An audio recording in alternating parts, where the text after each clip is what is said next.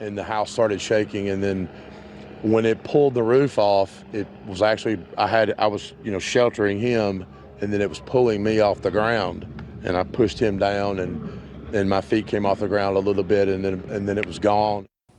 Jason Dickerson's home is almost completely flattened following the storm.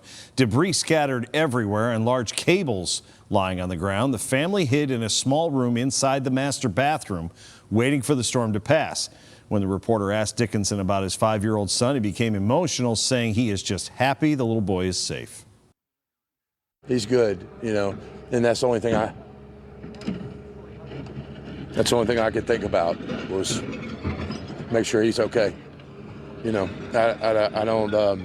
I would say that if they ask you what the thing that goes through your mind, it was definitely to make sure that he was okay.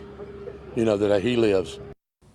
Through all of that chaos, Dickerson managed to save an American flag that was dedicated to a family member.